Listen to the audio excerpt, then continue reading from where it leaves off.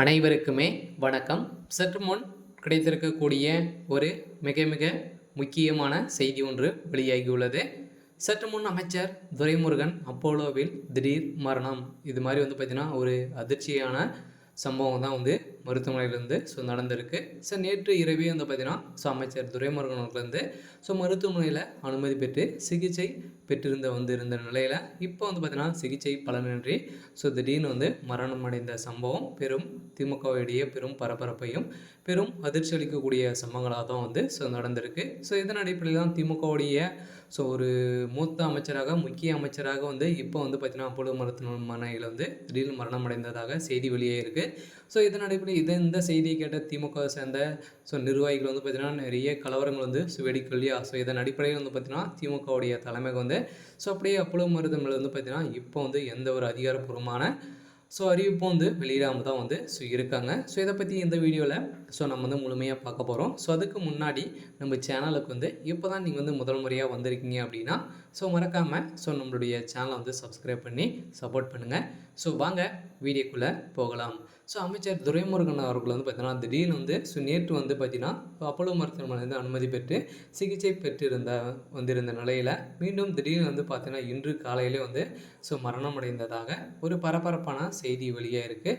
இதன் அடிப்படையில் தான் திமுகவுடைய தலைவர் முதல்வர் ஸ்டாலின் அவர்கள் பார்த்தீங்கன்னா பதறடித்து ஓடி வந்த சம்பவம் பெரும் அதிர்ச்சியை ஏற்படுத்தியிருக்கு. இருந்தாலும் அப்போலோ மருத்துவமனையை சுற்றி போலீஸ் குவிக்கப்பட்டு அங்கு பலத்த பாதுகாப்போடு இருக்காங்க. இருந்தாலும் இன்று இரவுக்குள்ளே பார்த்தீங்கன்னா அவருடைய உடல்நிலைக்கு அரசு மரியாதைகளை செலுத்தி அவர் அடக்கம் செய்ய போகிறதாக தமிழக அரசு முடிவு செஞ்சிருக்கு. இருந்தாலும் முதல்வர் ஸ்டாலின் அவர்கள் பெரும் மனவருத்தத்தோடு தான் இருக்கா இல்லையா. திமுகவுக்காக அயராத உழைச்சவர் தான் துரைமுருகன். துரைமுருகன் அவர்களுக்கு ஏற்கனவே பார்த்தீங்கன்னா உடல்நிலை சரியில்லாமல் தான் இருக்கார். அவருக்கு வயதும் ஆயிடுச்சு இல்லையா. இதன் அடிப்படையில் தான் ஏற்கனவே சிங்கப்பூர் சென்று கூட அவருடைய இருதய அறுவை சிகிச்சை பெற்றிருந்த நிலையில் தான் நேற்று அவர் திடீர்னு நெஞ்சுவலி ஏற்பட்ட காரணத்தினால தான் பார்த்தீங்கன்னா அவர் மருத்துவமனை அனுமதி பெற்று சிகிச்சை பெற்றிருந்த நிலையில் அவர் சிகிச்சை பலனின்றி திடீர்னு மரணம் அடைந்திருக்காரு. இதன் அடிப்படையில் தான் பார்த்தீங்கன்னா மருத்துவமனையிலேருந்து குறிப்பில் வெளியிட்ட அறிக்கையில் அவருக்கு திடீர்னு ஹார்ட் அட்டாக் ஏற்பட்டிருக்கு அப்படின்ற மாதிரி தான் மருத்துவர்கள் அனைவருமே பார்த்தீங்கன்னா வாக்குமூலம் கொடுத்த அடிப்படையில் திமுகவுடைய அமைச்சர் துரைமுருகன் திமுகவுடைய தலைமையத்துக்கு ஒரு மரண செய்தியாக தான் இருக்குது.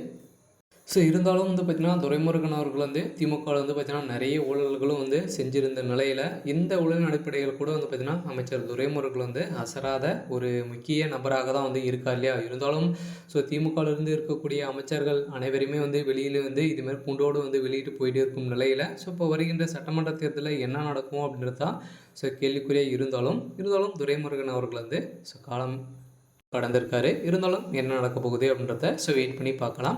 இது மாதிரி செய்திகளை தெரிஞ்சுக்கணும் அப்படின்னா மறக்காமல் நம்மளுடைய சேனலை சப்ஸ்கிரைப் பண்ணிக்கோங்க. தேங்க்யூ.